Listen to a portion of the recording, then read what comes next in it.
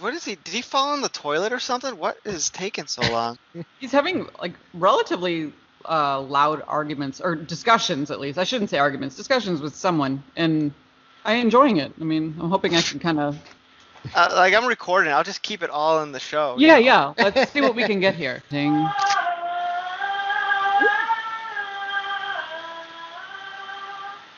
Well, now I just have more questions. Is that the Little Mermaid? That opened a whole door. Right? That did sound like Little Mermaid. Keep singing, Ariel.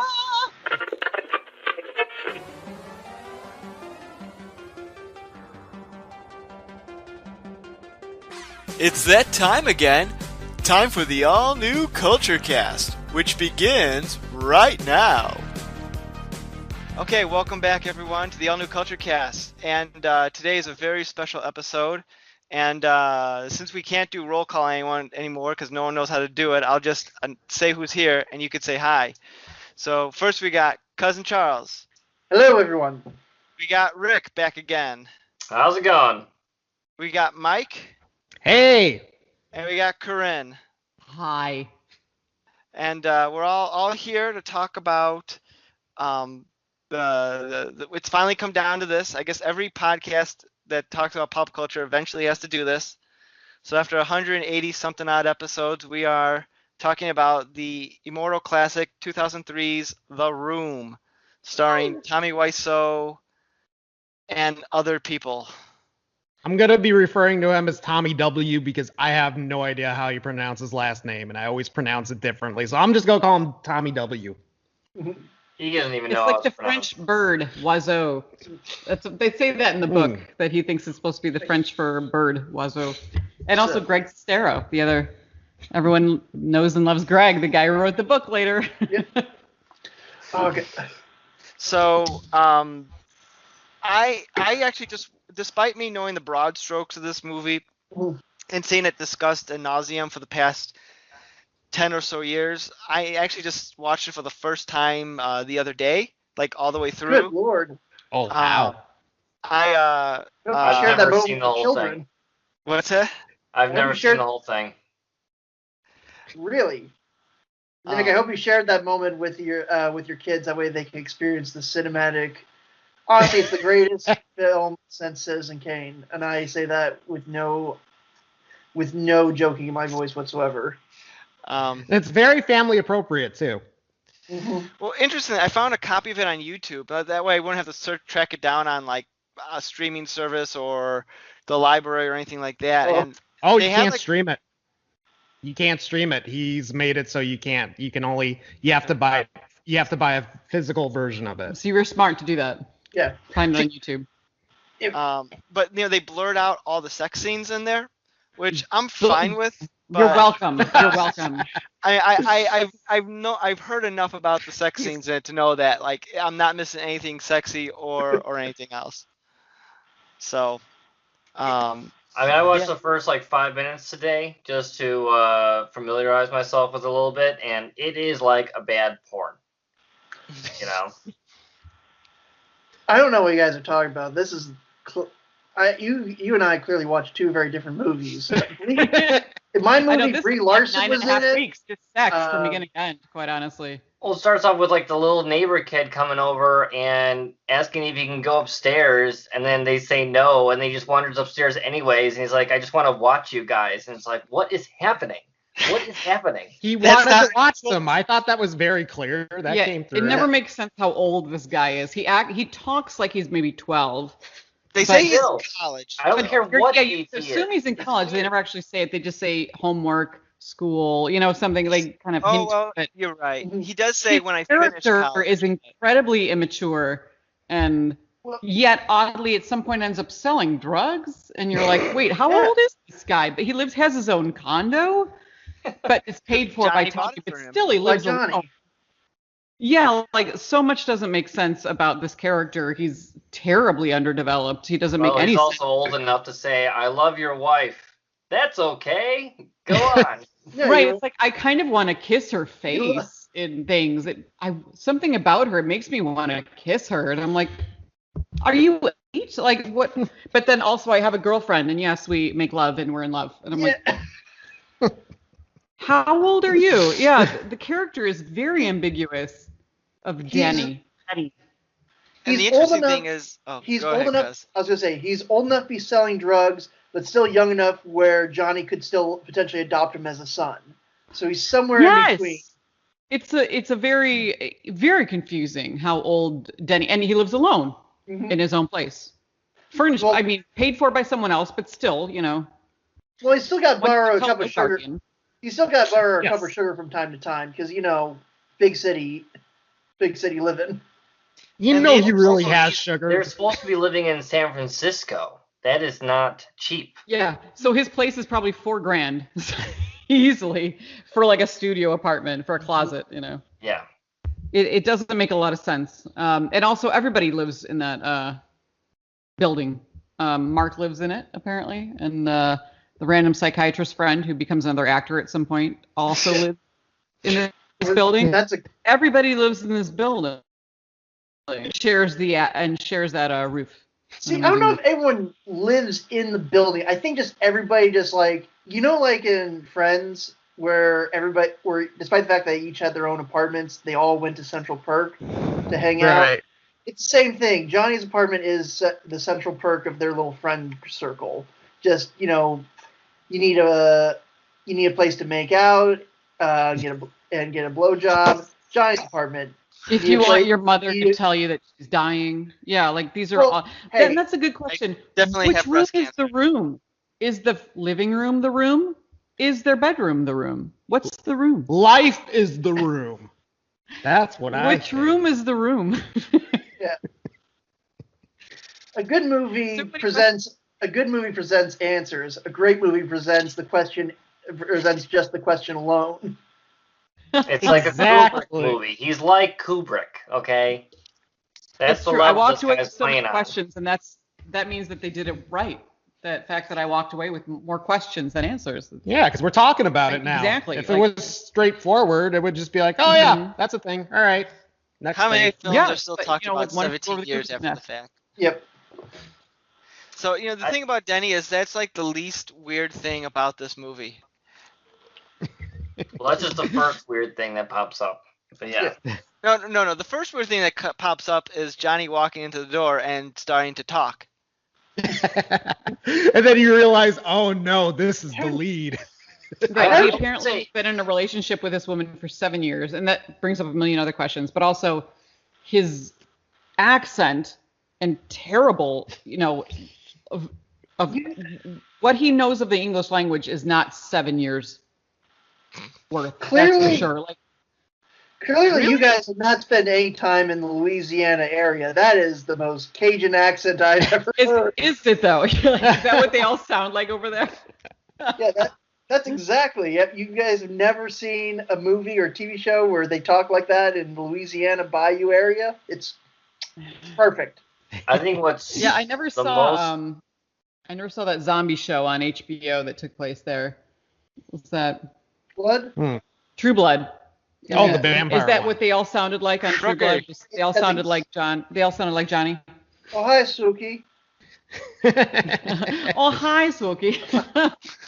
I think the most jarring thing about the movie is the lines of dialogue, how they're delivered, and how everything feels like it's overdubbed and people are talking on top of each other almost. It's really strange. Well- What a story, Rick. Well, Rick, What a story. Rick, for everyone on the, again, I guess it won't really convey well in the audio format, but for everyone here visually, I have several artifacts that I've collected over the years related to the man, myth, and the legend. So the Oh my first God. one is actually a signed copy of the room script by Mr. Tommy Wiseau himself. Oh Nice. my gosh. Me and Megan got this when we went to Denver for a honeymoon, and just randomly we were like, okay, what kind of things? We didn't really plan too many details. We were just kind of playing it fast and loose. One of the things we looked at, like, hey, let's see if there's any like midnight movies, like because again, this is pre-COVID where you could just go ahead and do that.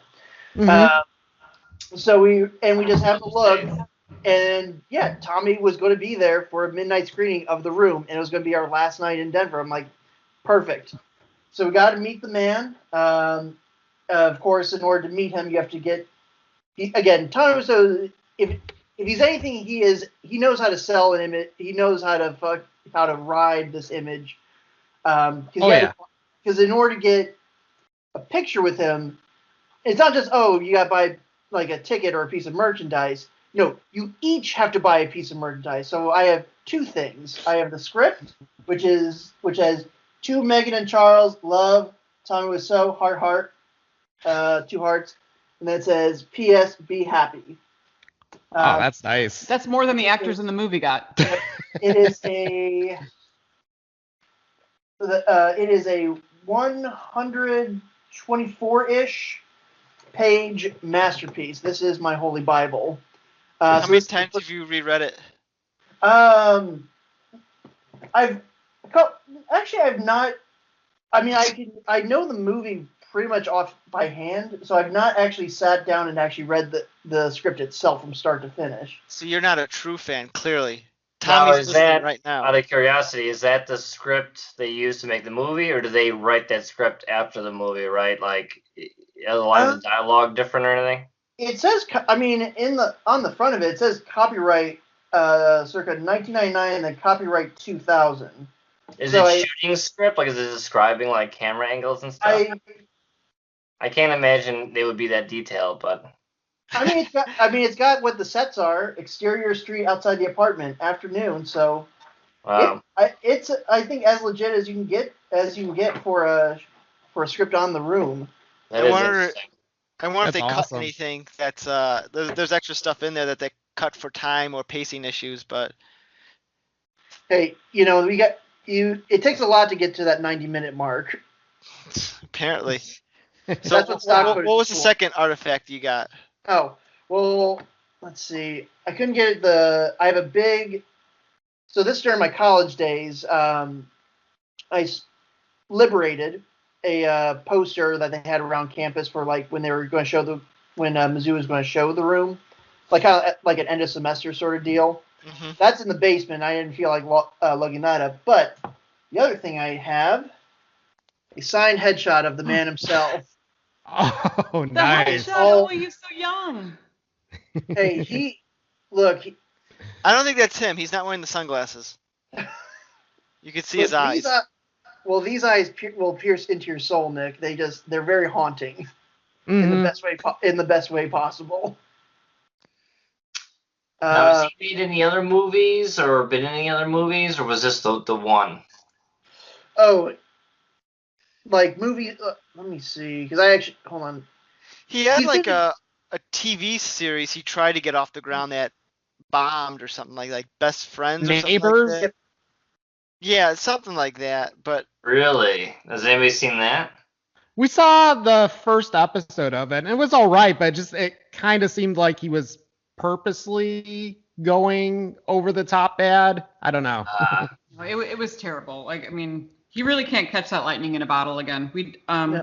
And then he was advertised. What else did he do? Frenemies or something with him and Greg again. Yeah. Trying to push. I mean, That he's just movie- never gonna get that. I was gonna say that movie I actually watched. It's all for what it is, because it's more of a movie than like I say that in the best way possible. Like, it's really just like, okay, we have a story that is coherent. We go to different locations. It's a decent. I would say it's actually a decent enough movie for what it is, because it's kind of like it's an indie drama, and Right. not like the way that The Room's an indie drama. The Room's a cinematic masterpiece, but True. it's surprising. It's it's surprisingly very competent. But then I think so it's kind of like which is weird, because a lot of the other stuff you brought up, I think, what was it, The Neighbors or something like that, Mm-hmm. where it's very much trying to like, oh, we're going to be real, like kind of like trying to lean into more like, oh, we're going to be so bad, it's going to be funny. But the thing is, you need a cinematic genius who's trying to tell his story, damn it. And Right. that's how you get great films. Yeah. That's how you get the Tommy Wiseaus and the Neil Breens of the world. Because I think everything else is him trying to lean into that image of I'm the bad filmmaker. I make the funny bad movies. Because I think because I remember when we were there. This was like 2019. I think he was promoting a movie, Big Shark, which I think is his take on trying to do like a Sharknado. Huh. Oh. But which so far, according to Wikipedia, is set to come out this year. So we'll see. All right. I would definitely see that. Yeah. I didn't know anything about that. Yeah, we actually got to meet him too. We went to, Went to the a Music screening. Box. Yeah. Did a screening with him, and I wore a red dress and had a tie around my head so that I could look like Lisa. And I got to go on stage, and they gave me some like weird bag that I think it was more so not The Room sponsored, but like Wiseau production sponsored. So I didn't have it somewhere, but I also have this little bobblehead. Oh, that's awesome. Room quotes. That's brilliant.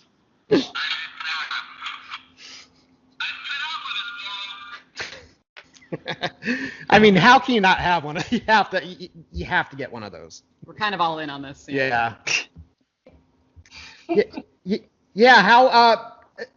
How we came about with this movie was a couple of my friends kept talking about it, and they would post these clips from it. I'm like, okay, I have to see this.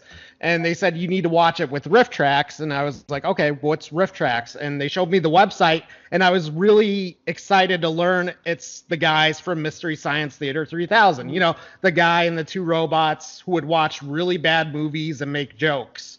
So because I trusted my friends, I actually bought the movie on DVD. I bought the riff tracks commentary to go with it. And this is when me and my wife were dating, and we watched it together with the commentary on it. That's how we were introduced to it. And we were huge MSTK 3000 fans from back in the day. So, and I remember, like, even after it was done, we had to go out to eat just to talk about what we had just seen. Yeah, I didn't believe it. I was like, what? I was like, why was there so much sex? I mean, like, but moaning and nudity, but nobody wants to see any of it. You know, like, not hot at all, like the least sexy sex scenes in the world, and really awkward dialogue. I heard somebody describe it once as like an alien who heard what who heard what movies on Earth were like and just wrote it that way. Like, that's really what it is. It's so, like, nobody talks like this. Yeah, and we didn't know how to feel about it at first, but then we would think about it more and more, and I'm like, okay, we need to watch this again. And now it's one of our favorites. We can even watch it without the riff tracks commentary. It's that entertaining and that good. We could probably recite it without. Oh yeah. Yeah, I mean, I think the movie is less interesting than the kind of the making of the movie. That's why I like that. The Disaster Artist. Yeah, the Disaster Artist, kind of behind the scenes of how it all happened. I don't remember all the details. It's been a while since I saw the movie, but that I thought was very interesting. And just, you know, where did he get the money for this? Where did this guy come from? Where's his family? And I mean, just all these unanswered questions still. You know, it's like a little mystery. Yeah, like, what country is he from? Yeah, there's so much. There are so many unanswered questions about that, and we read the book, the audiobook, because Greg Sestero narrates it, and he does a fantastic Tommy. It is right on point. It is the best Tommy impression I've ever heard. It's very good, and there's actually a lot in the book that's not in the movie. Yeah, he's so secretive, you know, about all that. That's what makes me so curious, you know. Don't talk about me. Don't talk about my car. Yeah, his car, his money. He never wants to talk about where he's from or where this money comes from.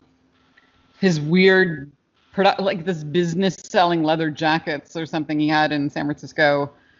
And, you know, him having to randomly go to Europe for several months. Like, no one heard from him for like 6 months, and then just comes back looking all disheveled and defeated. Like, is he like a prince from some sort of foreign country we've never heard of, you know? And he, like, I don't know. I've heard the in terms of Tommy origins, there's a lot that's been tossed out online. My personal favorite that I've heard is that Tommy Wiseau is actually DB Cooper. Like this is the alias he took out after he jumped off the plane. Flipped off the plane. He looks really good for his age, but I mean not that good, but that's Plastic surgery. You know what? I totally buy that. I want to believe. Yeah, go sure. I mean, nothing else makes sense, quite honestly. I mean, yeah, like millions of dollars to make a terrible movie, and then he buys a great movie, digital and digital and film to film it. Like he uses both cameras to make it. Like the whole thing was so confusing. He's like Christopher Nolan. He's trying to reimagine the filmmaking industry. And then he buys the equipment. He doesn't rent it or lease it. He buys it. Like we're making real Hollywood film. not a Mickey Mouse production. Yeah, the Disaster Artist, the movie's great. The book's even better. There's so much that happens in the book that they couldn't fit into the movie. And it has one of my favorite lines, although it's different in the movie, is "I am not the Santa Claus." And it's funny how it happens in the book. It's when he's arguing with the actor who plays Chris R. And I guess he scoffed up his shoes, and he gives Tommy the bill for his shoes. He's like, "What is this? I am not the Santa Claus." He won't pay the bill to like clean his Timberlands or whatever. They were like these super expensive shoes. Yeah, they really go into the actor of Chris R in the book a lot more. I kind of wish they did that in the movie because that is definitely one of the more interesting aspects of the movie. Chris R. Yeah, I was like I said, yeah, the Disaster Artist movie definitely. It fell flat because reading the book, I was like, this is amazing because because I read it. Me and Megan read it the same, kind of like together. This behind the scenes stuff, the room were hilarious, and then the stuff with Greg kind of learning him and his relationship with Tommy is just so fucking strange and just so out there. I gotta read this. And the movie itself just really it waters it down so much, and trust me, I want to love the Disaster Artist. Because there's many things I appreciate that they did, especially the end credits where they do kind of like their side by sides. Yeah, of the real actors. Yeah. Yeah, and I think they do the post credit scene where James Franco meets Tommy Wiseau. That's great. There's something where it was like, I don't know, I can't verify this, but I thought I remember hearing somewhere that there was like, in order for them to be able to make the movie. Tommy had to have a role in it or had to play a part in it. That's totally believable. I think that's real.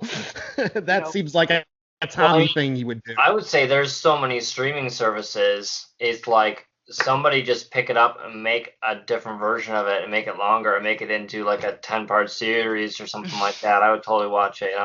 Netflix, are you listening? Yeah, there's talk of a documentary in that they filmed everything. I don't know if it'll ever come out. I don't know whatever happened to that. That's the one thing is Tommy Wiseau, again, fascinating individual, but he can be a little petty. That's the thing, especially because he's very protective of the room. When it's very much, it's not people trying to bring the room down, it's people trying to, hey, we're trying to tell people that this is great. Please stop getting in our way. So, he was going after a lot of YouTuber reviewers. Like they would constantly get their reviews taken down because he would send a copyright notice or a copyright strike against them. Yeah, I've heard that too. Like, was it Nostalgia Critic did a review on him, and he struck it down, and then the critic the following week had a retaliatory video that parodied the situation. But right, yeah. Haven't you heard that any publicity is good publicity? Well, I think now he understands because he's completely accepted it and has bought into it, I think. Nostalgia Critics had Greg on before. Yeah. Greg's been on a few of his reviews, So he's friends with them. Though the only thing, because I don't know much about what Greg did, I didn't know he was in one of the Puppet Master sequels until I read the Disaster. Retro. It is a prequel. Puppet Master Retro Puppet Master. And that's also Riff Tracks has that too, which I highly recommend. It's terrible. The only thing I want to bring up about Greg that really, again, this is something I saw him in recently that really threw me for a loop. Did any of you guys watch the Haunting of Bly Manor on Netflix? Yes. I don't think so, no. Yes. You did? Okay, good. I did. It's kind of distracting because Greg Sestero's in it. It's not a big part. It's like he's the fiance in like the intro bit. And I'm like, is that Greg Sestero? Oh. And again, he's only in it like I think literally the first episode and the last episode. And it's just I barely even remember. They could have just cut that all out and it wasn't even needed, No, it was one of those very like when they hired him, like they must have known who this was, right? Right. Like this is like, so I have to think like either he was friends with someone or, someone in casting thought, wouldn't it be funny if Greg Sestero just showed up, in just like a very bit part? I don't know what. Sure, I feel like the only work he gets is because of that. I mean, I always was blown away by the movie and the book, how much he talks about like his time in the actor studio and how much time he spent trying to like really develop his craft and be this great actor. And I'm like, I hate to say it, but he's not good. No, that's again, if you, from those scenes in Haunting of Bly Manor, it's like, you're not going to win. You're not going to win the Oscar anytime soon, bud. You kind of wonder when these things happen too. Is like, if this wouldn't have happened, would he been able to have a career because of this movie? He's basically like, he can't be in any other movies, or you know what I mean? Or is this the best that could have ever happened to him? And it's like, just take it, Yeah, I think he's making the best of a situation, quite honestly. Yeah. Like he's taking this and running. I mean, he wrote a whole book, right? That he wrote the book. He wrote the book. You wrote the book with because I grabbed the one copy I have on my shelf. Tom Bissell. So I think it was kind of one of those. I'm not sure who. I'm assuming Greg's kind of relaying the story, and then Tom's probably just like he's probably writing it. Yeah, right. And then he also reads the audiobook, which audiobook. Is fantastic because he does the best Tommy impression ever. And I kind of wished with the movie, The Disaster Artist, I kind of wished they just dubbed in Greg's impression over Franco's lines. I thought that would have been pretty funny. Okay, now I have to get the audiobook too. Damn it. Yes. It's a great audiobook. I mean, there's so much fascinating stuff in the book that I can't believe they didn't put into the movie even just briefly. Like the idea that the character of Mark, like Greg was supposed to be some sort of assistant director or something, and they hired someone else to be the character of Mark. Yeah. And they filmed almost half the movie with this guy and didn't have the nerve to tell him that he wasn't going to be in it because they wanted Greg to do it. Mm-hmm. They just refilmed all those scenes with Greg then? Yes. Yeah. It's crazy, the fact that they did that. I mean, there's so much that is fascinating in the book, and I'm like, why on earth didn't they throw this in? Yeah. It's so good.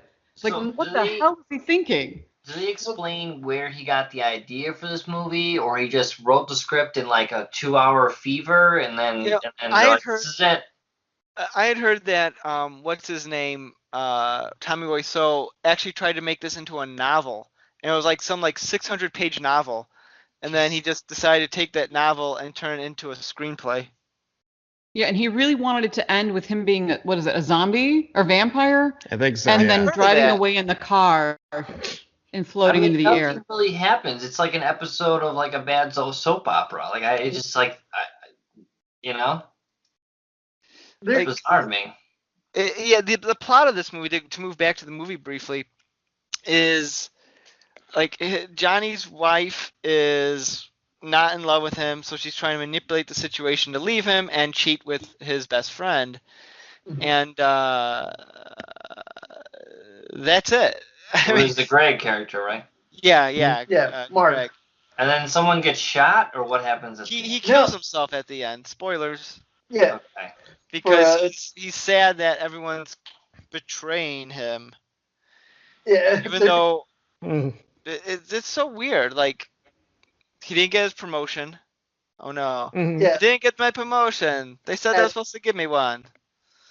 at the Like, it's just, he paints himself as this perfect, very American, hence the name Johnny, guy who's just real nice, best friend, best fiance, wants to sort of adopt this kid in the building. Like, he paints himself as this absolutely perfect guy. It's super misogynistic. His fiance just fucks everyone, terrible woman, garbage person, doesn't love him, takes advantage of him, wants him to buy her mother a house or something. Like, there's so much stupid shit in it, and then you're kind of like, where did this come from? Why does this guy hate women so much? Why did he make himself this martyr in this movie? Like, it's just so absurd. The story is so one-dimensional. Yeah, the first 5 minutes, the one part that I did catch was, the mother was like, he's gonna buy you a house, and she's like, that's so boring. I'm like, who was that? She's like, I have cancer. I found out for sure. I've got cancer. You'll be fine. Don't worry about it. Well, that jerk Edward that jerk Edward is trying to buy her house. Her brother. He's your brother, Mom. Because yes, give your house to your brother. What? The women are just garbage in this movie. Like, it's so stupid. I'm like, one interesting thing in the book that I wish they had put in the movie was that they make it somewhat clear that at some point he's got Mark, he was like 19, Greg, living in his apartment in LA, and he doesn't have a room for him, and because he doesn't come into his bedroom with him, he's like, somebody's chicken. They're like, he sort of hints to like, Greg, come in the bedroom with me. Like, he obviously wanted to fuck Greg. Like, that's sort of the idea, is that he wanted to sleep with Greg, which makes a lot of sense. Like, Greg was a very good-looking young model character, and Tommy Wiseau is probably mid-30s, 40s something, and takes him away to this apartment in LA. He's from San Francisco. And I feel like that explains a lot of his writing and like what he was doing here. But they don't put that in the movie, and I feel like that's a real bummer that they sort of don't, quite honestly, because otherwise, what is he doing with this kid? You know what I mean? Yeah. I always thought, like, because again, I've read the book, absorbed every piece of information I can about, like, Tommy and Greg's sort of relationship. After I came up with my own sort of, I'm not sure if anyone else has done this, my own personal view is that the characters of Denny and Mark are basically the two ways that Tommy views Greg Sestero. And in the Denny character, he views him as like as a child that he wants to take care of and bring under his wing and kind of, see him be successful. But then in the Mark character, that's where he kind of gets jealous of Greg. Greg's good looking. He's getting more attention. Why, I hate him. Again, there's layers to this movie. You just really got to dig into it and / be obsessed with, one of the most infamously bad movies ever made. No, my understanding from watching the Disaster Artist is that, Greg and Tommy basically couldn't get into any movies, and they're like, screw it, we'll make our own movie. Right? Now, out of curiosity, in the book, does Greg ever get a hold of the script before they start shooting, and he go, what the hell is this? Is this what you want to shoot? Like, does he have any reaction to the script before they begin filming it? My understanding is nobody gets the script. Yeah. Like, even the script assistant or whatever, like, nobody gets the script. Mm-hmm. They're all wondering where the hell the script is, which is why I'm so impressed that, Charlie, you got the script. I had to do some things I'm not proud of, but, I got it. Somebody's chicken. Cheep, cheep, cheep, cheep, cheep, cheep. How many days did they film the whole thing? Let me see. I had that little factoid pulled up. It lasted 4 months, according to Wikipedia. Wow. That seems like a long time for a movie like that. Well, I don't think, from my recall, I don't think they were planning on it being I think it was like maybe like a 2, at most a 2-month shoot. Because they had, they were renting out the soundstage. They were like, okay, we got the sets. Well, we know what we need to shoot and get it done. But I think because a lot of it was, and again, they kind of made fun of this. They kind of made fun of this in the Disaster Artist movie. Was Tommy couldn't remember even his own lines, and they had to keep doing multiple takes over and over and over again. It's a damn thing. Yeah. Well, it's very hard to remember great dialogue. Sure. Why did she say that? I did not hit her. Why? Oh, hi, Mark. It's bullshit. It's bullshit. What page is that on? And one thing another thing is I don't think the schedules were clear at all about how long is this going to take? When can you show up? Like, for instance, Greg at one point apparently wants to do, though I don't think this was in the book, wanted to do a Malcolm in the Middle episode, but I think that was just from the movie. I think that was just for the movie. Yeah, that never. Yeah, I was gonna say that never happened. That was them trying to turn. It was weird because they tried turning the Mark shaving his beard in the movie as some sort of like this had a real emotional thing where it's like no, that never happened. Like Yeah. I think near the end, I think Greg was like I'm just the movie makes it seem like they blow up at at the end of filming, but I think the last several weeks, Greg was like, I'm so done with this. I don't want to keep doing this. I mean, I feel bad, but because he's paying me a whole lot of money, especially to live it, I think if I remember correctly, I think the book they describe it as it's enough to live comfortably in LA for several months without having to like hustle, which I've never lived in LA. I'm, Midwest born and raised, but I'm going to assume that's a lot of money. Yeah. And for instance, there's a character who, they don't mention this in the movie, which I wish they did, but it was in the book, is there's this character who they call a psychologist, who's this guy, he's got a suit on and glasses and the hair combed back, very clearly Peter. like examining everyone, even though for some reason, as many times as they ask him for advice, when he gives advice, they're like, stop examining me. But What anyway, are you, a psychologist? Yeah. which he is. And then randomly later, I guess the guy couldn't finish the scenes because it kept going on so long. They hired someone else to do this character that he doesn't look like him. He doesn't dress like him. And randomly shows up at this party for Tommy at the end, and just suddenly is like, "How dare you guys? How could you do this?" And I know he's all of us upset. all He's of like, us at home are like, "Who the fuck are you?" You're gonna ruin this friendship. You're gonna ruin our friendship. Who are you? Wait, what? Yeah, and you realize it's supposed to be the same character. They just hired another guy because the guy couldn't finish it, but he doesn't wear the glasses and the suit or anything. Why didn't they just refilm those scenes? Like, if they refilmed the scenes with for Greg to play the role, why didn't they refill the scenes with this new actor? That's so weird. I mean, one of many weird things, where do you begin? Like, it doesn't make any sense. I would say, yeah, Nick. I guess we should ask, since you're probably this has been your first time seeing this masterpiece. What are your biggest takeaways? What are your biggest questions that you're left with after experiencing the majesty of this film? Well, it's amazing how, like, Rick, you're kind of on the nose there, where there's no story going on in this movie because so many scenes are just repetitive.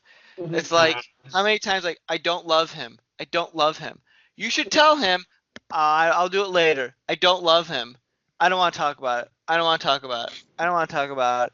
I mean, if this was a real life situation, would stuff like this happen again and again and again? Yes. But for a movie, it's effing boring. Mm-hmm.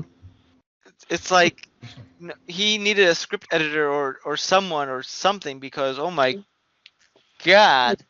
And it's very confusing, the passage of time. Like, they discuss this wedding, even though they're apparently going ahead with this wedding, even though she tells her friend and her mother and others that he beat her, which apparently wasn't true. He knows about it. I don't know if he heard about it from her, and he won't. But they never discuss it really Because they're expecting. Yeah. No, what? Yeah, when did that happen? Doesn't make sense. No. And then at one point he's talking to the psychologist before he becomes another actor, and he says something along the lines of like, well, her and I haven't made love in a long time. And I'm like, I just saw you banging 10 minutes ago. Like, how much time has passed? Like, how regularly are you having sex that you feel like you haven't had it in a while? Like, there's no concept of like how much time is going in it. If he's not getting it on every 15 minutes, that relationship is done. While it's light out, and then yet when it's over, he goes to work. And I'm like, how long did this last? It was like a 12-hour fuckfest. Like, it doesn't make You mean that's not how you guys spend your Tuesday evenings? Who has the time for that? I'm sorry, but what? I know she's unemployed, but damn. Plus, we got good TV to watch later on. I mean, That's true. If we didn't have TV to watch, yeah, sure. But you guys are telling me to jump on your bed with your mosquito netting and play with rose petals? The rose petals have put some music on. And the neighbor kid doesn't want to come over and watch. His dick is on his hip, on the side of his body, where he grinds it slowly, and then we moan very uncomfortably, very loudly, for several hours. Lisa has a very rare medical condition. That's her vagine is right where her belly button would be. It's a terrible fate that sex does. Vagina is in a weird spot. See, I thought his dick was in a weird spot. I assume that's how it. Why not both? They're a perfect match. They should have gotten married at the end. It's like I'd like to go back briefly to the fact that she's telling people that Johnny beats her. Now, obviously, it's not true, but I love it's bullshit. Because she's the devil. I love how she mentioned it to her mom and her best friend, and both like have no reaction to that. Like, no, he beats you, just marry him. No, Yeah, Michelle's none of them seem to be concerned that she Michelle's should smiling leave. through the whole thing. Yeah. She is happy as a clam to hear that her best friend is a horrible human being. They're like, but that money though. Hey, Take a couple of kisses with your fist, and just keep that money. Like the mother, I get it, because the mother seems like she's a manipulative bitch, but like the best friend should be like, yeah, let's go to the cops right now. Yes, And Yeah. best friend would be speaking like, of the come with me, cops, stay at my place. Yeah. But And- no, not this one. And- Also, they somehow got into their house to have sex. Her and her best friend, random guy with a the chocolate. underwears guy. Underwear guy. The underwear. Who are these crazy characters? It's not underwear. It's Good the question. underwears. Also, I love that you just spelled out the word bitch while I've said fuck a solid 20 times. It makes me think that maybe, should I be editing myself slightly more? No. Yeah. I mean, I don't are know. the kids watching The Room and then watching this podcast? I mean, If you've watched The Room and you're watching this, then you've seen some. I don't shit. want to get hashtag canceled, so I'm gonna watch myself. Nick, with Nick, you gotta start them young. You gotta start them young. Expose them as soon as you can. so it says the budget for The Room was $6 million it cost. See, I always heard it was 10 million, but I could be. Oh no, I guess that's what Wikipedia says, huh? So, And cumulative worldwide gross, $5 million. Probably more today. oh yeah, easily. I mean, with all the, We've with given all- at least 3 look at all million I was solid. gonna say, Yeah. look at all the crap I have. Oh yeah. No kidding. I'm like, how much merchandise do we have in this house of The Room? Worth it. As Yogurt once said, merchandising, where where the movie really makes the money. Or Exactly. I messed up that quote, but Hey, the wants me with you. But see, this is a fun movie to talk about in comparison to the Avatar movie we watched, which was terrible. That was horrible. Nothing fun about it. But at least this is fun. I love it so much. So I noticed you mentioning Neil Breen earlier. So are we going to do Neil Breen soon? Oh, yes, we need to. no, Tom was so. No, all joking aside, in comparing these two, I've not seen any of. I've only actually watched the first Neil Breen movie, which was Double Down, which I found on Vimeo. Oh. Sorry, Neil, I'm beating your system. Because this guy is just as crazy as Tom Wiseau, but in comparison, like Nick, if you think The Room is nonsensical, holy shit, Double Down is like a night. We actually watched it thinking, oh, how bad could it be? That man is running up and down that mountain for like 20 minutes solidly. We have all of his movies. They're fantastic. I think Fateful Findings is on like either RedTube or Pornhub or something. Yeah. Yeah, they had it on Pornhub for a while. Is it not there anymore? Well, Be careful how you answer, Mike. It's a trap. I'm gonna. Wait a minute. What? What's Pornhub? I haven't seen in these past weeks. I'm gonna check right now. Is it Pornhub or was it RedTube? I think it was Pornhub. Pornhub. yeah, I remember Has, Reddit page had it. While you look that up, I have a funny porn story related to The Room. So I'm watching it last night. My wife is in the room that I'm watching, not actually in the movie. And maybe that's why it's called that. She's watching the first couple of minutes, and the terrible acting, and they immediately go have sex. My wife looks at me like, "Is this a porn?" Like, no, it's not. It's that bad. Look, Tommy needs to show the world that he is indeed a sex symbol. Look at all those muscles. It's like an uncanny valley when it comes to like musculature. So It's uncanny. do you guys see that picture that I posted in the chat? Yes. So apparently it says that costs $5,000 a month to have that up there, and Tommy personally paid for it for 5 years to be up. So wait, $5,000 a month. A billboard ad. Oh. And for 5 years? Yeah. Wow. So that's $300,000? If my math is correct there? Yeah, it is. And this guy must have some money. Wherever he used to have that what was it called? Designs USA or Fashion something USA? Yeah, Fashion USA. Yeah. In San Francisco, in a pretty popular downtown area, they still have that same billboard is up constantly in front of whatever his business used to be that sold leather jackets or whatever. It was like jeans or something like that.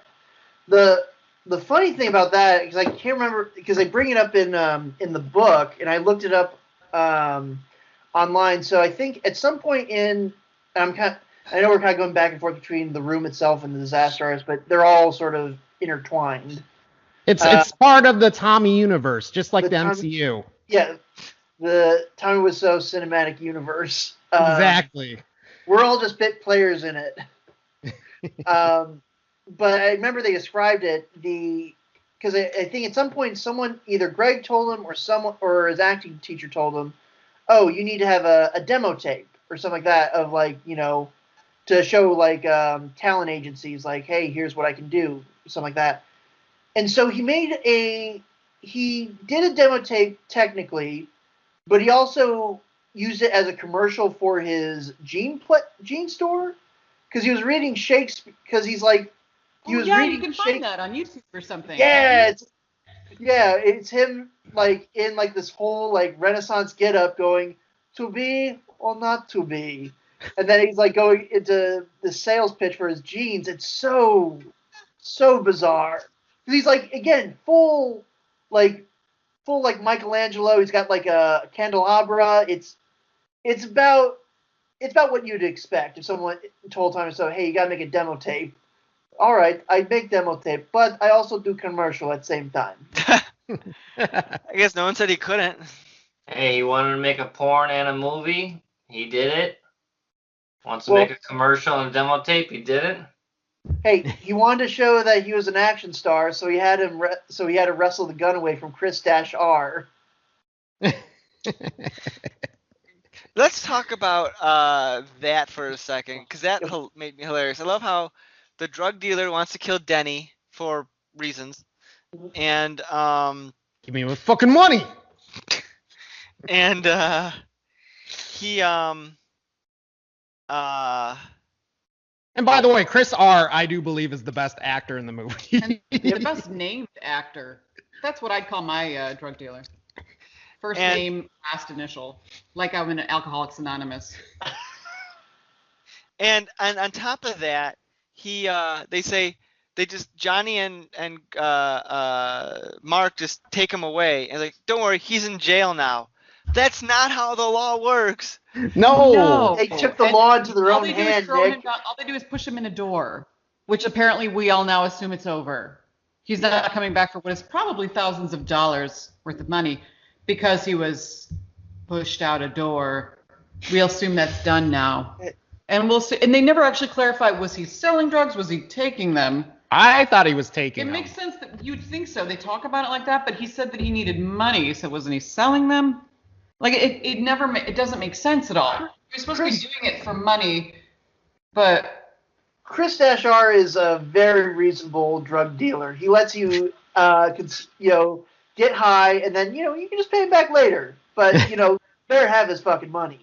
Otherwise, he's going to shove a gun right in your face. But like Denny said, the money's coming. So wait 5 minutes. Yeah, he's just standing there on the roof. Was he hoping to get like the money from Johnny or something? But wait till your, sort of father figure comes and pushes you. No, forget it. I don't need this thousands and thousands of dollars. I don't need to deal with this man. No, that's fine.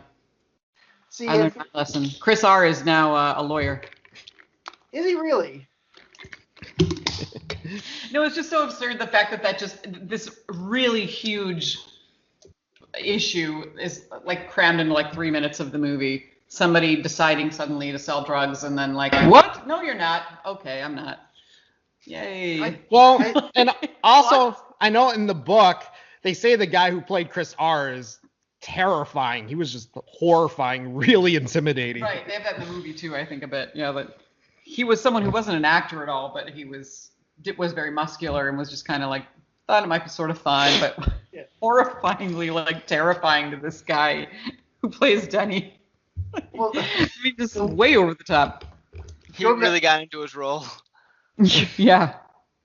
Well, one thing I will say, while the Disaster Artist movie, my general opinion of it, again, as I said earlier, was kind of so-so. One of the greatest parts of that movie, of that adaptation of this book, is the cast. And I love that they got Zac Efron to be Chris Dashar. I don't know why. It's like, oh my god, that's he's very good, right? Like I don't have fantastic feelings about Zac Efron, but I think that's really good. I love his job in that. And I think it was like Denny was the I don't remember the guy's name. He was in the Hunger Games movies. Yeah, Josh Hutcherson maybe. Yeah. All right, something like that. Hutchinson. Now you said, yeah. So it was just, but yeah, that's the one thing I will give the Disaster Artist credit for, is like it had a fantastic cast of like, okay, we got Hollywood money, Hollywood stars. Who are we gonna put? Who are we gonna have bring these people to life? So. Yeah. Props to that. I like the movie, but definitely you need to go the book. The book's a million times better. Oh, well, I mean, the book's very long. There's a lot in the book. I mean, they could never have put it into a movie, but it is fascinating when you just realize how much was left out of the movie. It's kind of crazy. I think really big stuff. I'm kind of surprised they didn't put in. Well, it's your typical like. I think the biggest issue is like the structure of like the movie itself is like very. The book itself kind of flips back and forth between Greg and Tommy's time together, and then it has a chapter of like the behind the scenes, and that works great for a book. But the movie, I think, takes a more traditional kind of like very safe sort of structure, where it's like because you can almost see where it's going to happen. Like, okay, they're going to lead up to a part where they have the big falling out, and in the third act they get back together and. Or they they become friends again at the end of it. So I think that's the biggest issue with the Disaster Artist movie is like its structure is very Hollywood. Like it's not really trying to be. It doesn't really match what it kind of matches some of the details, but not a majority of the details.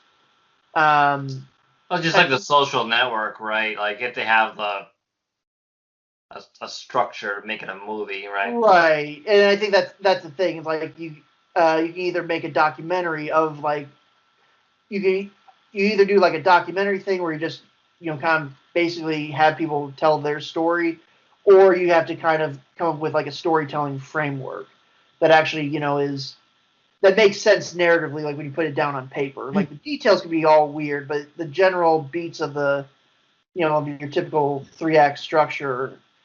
You have to like conform this. You have to conform this to like okay, we got their intro, then we got the making of the movie itself, then they stop being friends, and then near the end they all come back together and realize it's a big cult hit. Because I'm pretty sure that in the Disaster Artist movie where everybody's like, oh, this is so hilarious, that did not happen. That took years and years of people just going to like.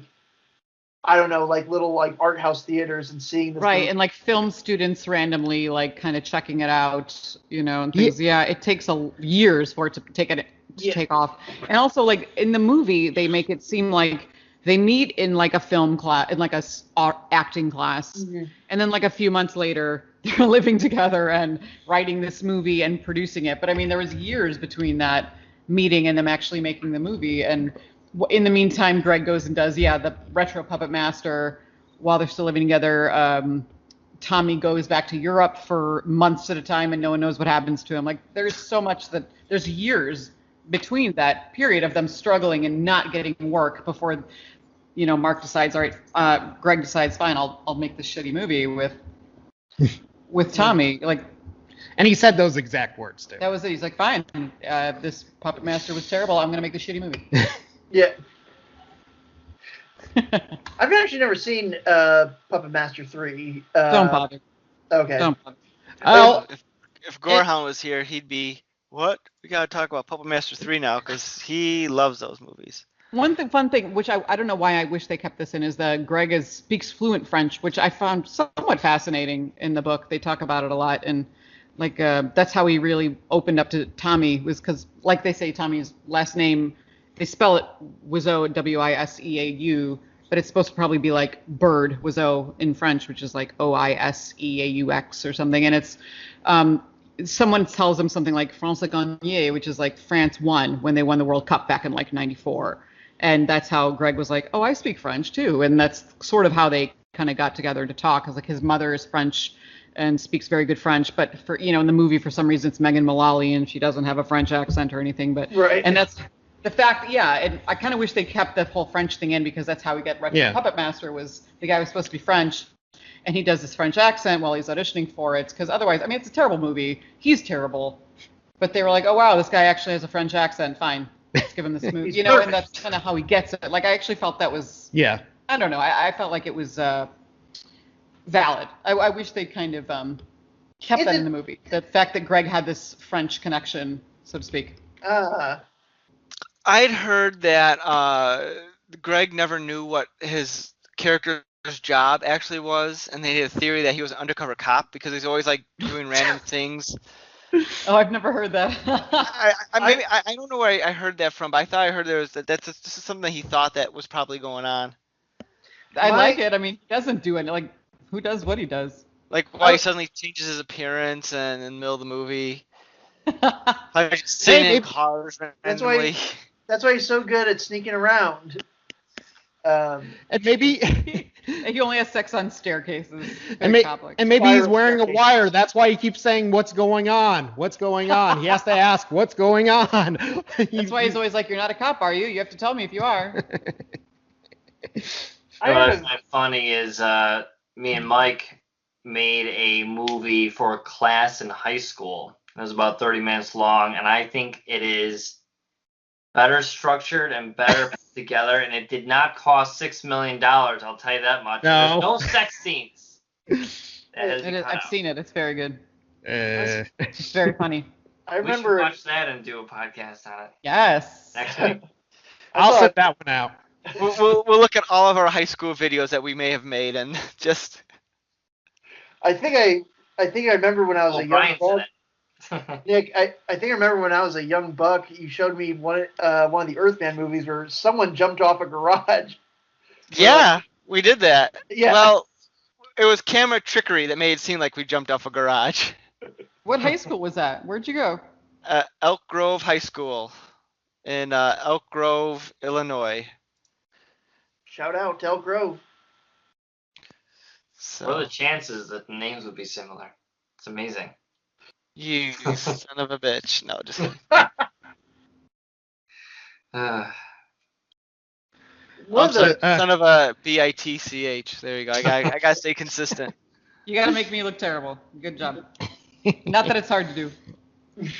Oh, quiet. Make me look filthy. But yeah, I think anyone with a simple sense of story structure can do at least a better narrative than what this movie did. Because the scenes with Lisa are the same ones again and again and again and again. It just keeps cycling around and around and around. And It's like they just did to pad the movie out to like normal movie running length time. And Like, again, Nick, like I said, it takes a lot to get to 90 minutes. yeah, It really clearly does. it does. Now, are there? I mean, I know obviously, Greg probably knows the most about what happened, right? 'Cause he was friends, with Tommy. But are there interviews with like Lisa or any other characters who talk about like any behind the scenes or how crazy this all was? I wish. I would Right. love to see one with like Denny. And also, none of them ever work again. Really. 'Cause I would love to see. Because it seems like only Greg and Tommy are making money off of all this. You know what I mean? Yeah, Like, I somebody know. else's like books or interviews or whatever, Where are they at the midnight shows? Which, by the way, those midnight shows are so much fun. I mean, sure, Charles can hmm go out with the spoons and everything, whipping the Oh spoons. yeah, it's Oh my God, are they fun? it's a magical experience. Oh yeah, and just screaming at the screen. What candles? What sexy dress? What Yeah, music? no, all that stuff. That'll be fun. Like I said, it's almost I can't watch the movie without doing that stuff, even if it's just here at Oh, yeah. home. Like, Like, when they start playing football, a bunch of guys in the theater will go start playing football like in the aisles of the movie theater. So I'm Why guessing that I've never seen the movie in a midnight showing, but I'm guessing so much it's fun. a lot like a Rocky Horror sort of experience. Oh yeah. oh, Yeah. very much so. Field trip when COVID is a thing of the past. We should all go to Music Box Theater or someplace. and- Yes. Let's Was see. it Music Box or am I I thinking think of something so. else? I think it was Music Box. Yeah, we'll all go to Delightful. Because Tommy was there. We got pictures. It was great fun. Mm-hmm. Had a great time. And he was wearing shades too. Because he didn't want to show that he's like 95 years old. Now, let me Shades ask you this. Because they were filming this in digital and analog, which one's been released? Is it the digital copy or is Good it question. the film version? Right? What Yes. is on? Just yes. There is a Blu-ray version, so It's They like have there's film some, grain. Can you see film grain on it? yes, like the wide shots. I'm almost positive, or I could be wrong in this, but from the many times I see it, the wide shots look like they're the film, but then the close-ups are the digital, and you can tell because like you'll see the grain on the wide shots, but then the close-ups will be like HD, super crystal clear. That's really Because bizarre. they ran them both at the same time, like Right. literally they just side by side. Duct taped them together. Pretty much. He's a pioneer. Again, like What I about said, any interviews with the people that helped like create the production, like the filming guys or the sound guys or the editor? I mean, there's got to be more. You know what I mean? More gold that can be dug up. Yeah, apparently somebody was filming them the entire time they made the movie yeah. for a documentary. But I have no idea what the hell happened to that footage. Because that would That's be crazy. gold. from the way that, as far as I remember, I think that was just Tommy's way of trying to spy on everyone on set to see what they were actually saying about him. Well, actually, no. I take that.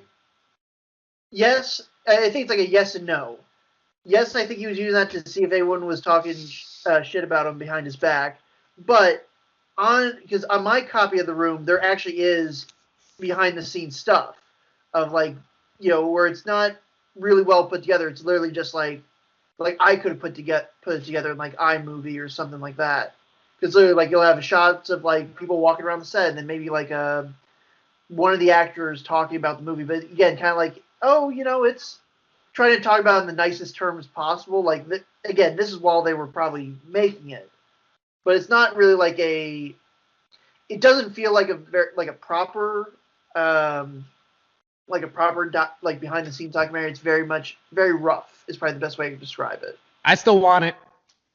Release it. I'll take it. I'll take what I can get.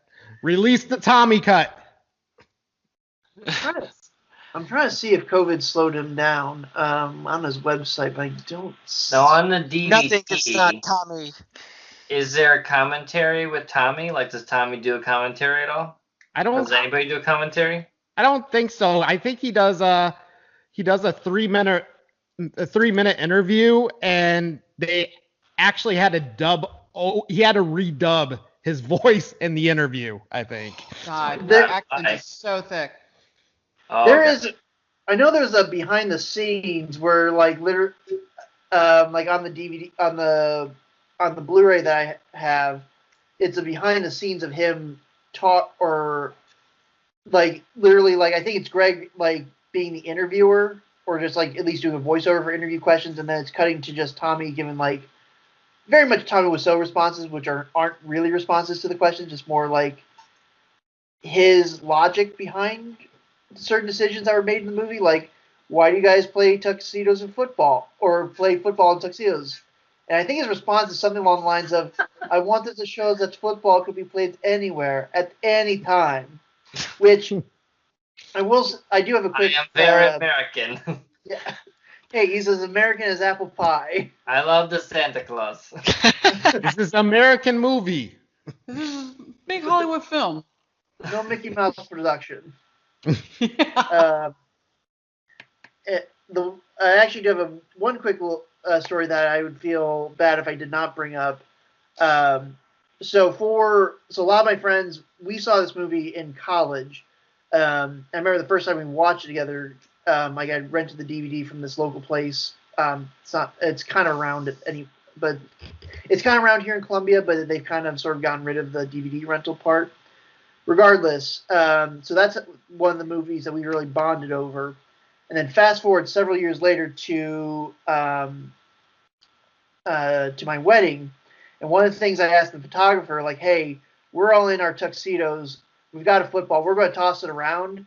We want you guys to take some pictures of us, tossing the football around in tuxedos because we wanted to show that football can be played anywhere, anytime, in anything." So that's my Typical little room. American men. That's what you do. Yep, that's my tribute to the room in my own wedding. So I love that. yeah. The dedication, sir. Hey, like You I should have said, tried inviting Tommy Wiseau to your wedding. we Find his address. My wife again. and I invite Aaron Rodgers, which we were able to send him through the what do you call it, the what do you call it, the pre-invite or the save the date. But when Yeah. we sent the actual invite, it got rejected and sent back to us. Oh, Well, stranger that things the have happened. You quarterback know for that the somebody Packers? accidentally invited the Queen, and the Queen showed up of England to somebody's wedding. What? see, Have you heard of that? No, I didn't, but I guess it Yeah. wouldn't surprise me. Yeah. She went? I believe so, yeah. So I'm just saying stranger things have happened. If you Yeah. invited him, I could see him showing up. People are strange these days. I bet the Queen would bring an awesome gift. I Yeah. hope. Just like take anything from your house and wrap it up. It would be like billions of dollars. True. She didn't even tip the bartender. Wouldn't that be something? She showed up with no gift, didn't say she was coming. Nope, didn't tip anybody. It was actually like the worst wedding guest ever. Drank too much. Yes, embarrassed herself. Let me Rude. tell you about my son Charles. Yeah. I'm sure we can go on for like a million years talking about The Room, but The masterpiece. the masterpiece, Nice. as Instead, Cuz we likes should to discuss refer to. Room what the Neil video Breen movie game. will we do next week. Room Yes. the lunchbox. They actually did make The Room video game. It was like a parody game, and it There's a follows. computer game you can play. Yeah, I think it was like point and click maybe, and it adds an extra level where it turns out Johnny was an alien, and he goes back to his like people at the end of it. I have to go now. Oh, My He home had to go planet home needs to his to home planet.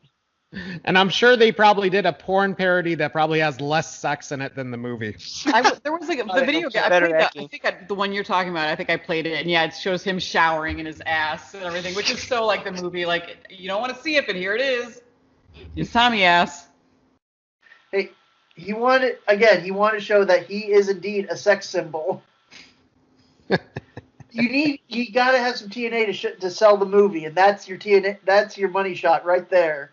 Him Then walking show the out- woman's ass, not the guy's ass. Like they don't. TNA means the women. Hello. You can't question a genius like Tommy. You I just know. gotta Who go do I with think it. I am? This plebeian. putting him down. That's like asking David Lynch to explain his reasoning behind his movies and stuff. Yeah. You can't do it. Well, Yeah, this is Blue Velvet, clearly. yeah. The one thing I did want to bring up before we close out tonight's discussion. So this is going back to an older series of Culture Cast videos that we did on the Sharknado movies. Oh, yes. I remember you guys did that once. Yeah. You were on. I was not. I hadn't seen any of the Sharknadoes, and so I think it was just you and Gorehound did all the Sharknadoes. Was it? Okay.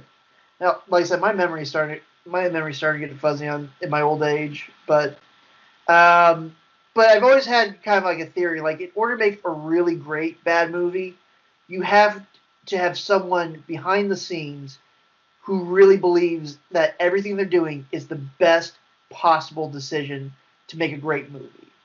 And that is what Tommy Wiseau is. He 100% believed that what he was creating was the next Streetcar Named Desire.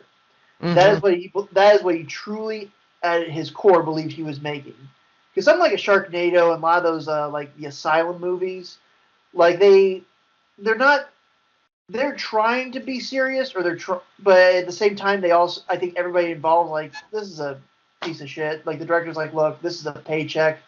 Like they're fun, but at the same time there's not that earnestness of I'm trying to make the best movie possible. They're just like, look, this is some silly stuff. Just do what you can with it, and then let's go home for the day. And don't get me wrong, I enjoyed at least the first Sharknado. The other ones are, again, a slog and a nightmare to get through. But The Room will be timeless because you have someone behind it.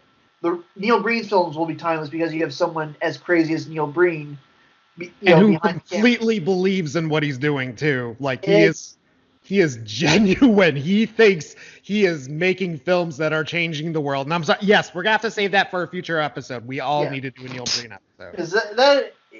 I will say this, Tommy Wiseau is a gateway drug into so bad it's good movies. Neil Breen is like the hardcore heroin or something like that. Because it's just like, this is complete nonsense. Yeah, when you're picking up cigarette butts off the ground and lighting them, like to get something from them, that's when the point you're at Neil Breen level. Mm-hmm. Yeah. Again, Tommy Wiseau is Christopher Nolan when compared to some other schlock that I've seen over the years. Right. But that's always something I didn't know if you guys felt the same way, like, or about kind of like you have to have that earnest like kernel of like, this is going to be a great movie. I believe in this 110%. Oh yeah, absolutely. That's why the Ed Wood movies still hold up, because he didn't think he was making bad movies. He 100% believed he was telling these great stories that were going to change the world, and that's why everybody looks up to him. And I think that's why, especially with Tommy, like, we tried to watch his TV show, but it almost came off as, okay, he gets the idea. He kind of gets the gimmick. I'm going to be very over the top and bad on purpose. And the reason why The Room is so great is he wasn't, even though now he's trying to say that, it was always a comedy. No, he was trying serious drama. He thought people would be crying at the end of this. And but that's why it's so brilliant, because he was trying to make a really good movie. In his mind, he thought, like you said, he thought this was his version of Streetcar Named Desire. Mm-hmm. He wanted people to feel real bad for Tommy. Right. Thank God those names rhyme together. Let's be honest. It's the same person. It's really him. Greg must have come up to him and said, you can't name your character after yourself. That's way too on the nose. Okay, well, what sounds similar enough? Yeah, I'm surprised it wasn't like Johnny Appleseed or something, like just the most noxious American, pure white, character. Well, maybe it is. We never know what his last name is in the movie. It's maybe Doe. It is. Last name is Doe. Exactly. Alrighty, so unless I'm the best Tommy Wiseau impersonation, maybe we should start wrapping this up here. But no one's going to jump in that. Okay, cool. So Mike can do a good one. Do No, the I fed up can't. with this world one. Do the fed up with this world. do it. I'm fed up with this world. That's it. I love it. I did not hit her. It's bullshit. I did not hit her. I did not. Oh, hi, Mom. Everybody betray me. Hi, I doggy. tape it. I record everything. Yeah, that's another thing we didn't talk about. His like magical tape recorder that could just magically record phone Dialogue. conversations. Not even things that were in the voicemail, like just phone conversations. No, that's the one thing. That was something I was trying to figure out a good way to bring that up because I'm pretty sure Greg describes in the book that Tommy would record all of his conversations, and I'm pretty sure that's his entire process of how he did it, like in real life. Huh. Like with the cassettes and everything, like that is how he would record all of his phone conversations. So after reading the book and knowing that and seeing in the movies, like, oh, that's kind of like, that's how you do your, he's like, yeah, this is how you record the conversation. You get the cassette player, you hook it up to your phone, and you just have to make sure you have enough tape in there. That does sound familiar. Yeah, there was some weird tape thing that he was actually doing. Yeah. 'Cause He taped everything. I record everything. Everyone betray me. Oh, boy. But All right. Well, I guess we'll wrap up this week's episode here. So, once again, for my wonderful people here, do I need to introduce your goodbyes, or do we want to try this? Yeah, on our I think you have to. I think you have to. I think I you don't have think that to. we screwed this up enough. Let's Okay. all talk over each other and say goodbye. It'll be just like the room. Bye. hey, we're only about a couple minutes away from being the total runtime of the room, so let's. You're gonna see 5 This more is true. minutes. So, all right, everyone. I'm Nick, and we had Rick tonight. We had Cuz. In the closing words of Tommy Wiseau, if everyone loved each other, the world would be a better place. Beautiful. We had Corinne. Always recycle to the extreme. And we had Mike. Everybody betray me. I'm fed up with this world. Sorry. I couldn't resist. We had to do our food sheet Okay, and our food sheet, our Tommy sign off. Alrighty. We're so cool. Well, I guess that'll be all for tonight. Next week we're going to talk about the cinematic classic Twilight. So stay tuned for that. You've been listening to the all-new CultureCast. Check us out on social media. Drop us an email at nick.culturecast@gmail.com. We can't promise we'll read it. Theme music by Dana Vodovaz. Check out his work on YouTube with Vodovaz Music Productions. This has been the all-new CultureCast, a saltwater production. Original material copyright 2021. Thanks for listening. I think the podcast you just cut off suddenly. And you wonder if something went wrong with your phone. No, just reuse audio At least- from earlier in the show. Start like looping it over again. Yeah. And then I'll have like 15 minutes of dead air before actually the audio file cuts off. Yeah.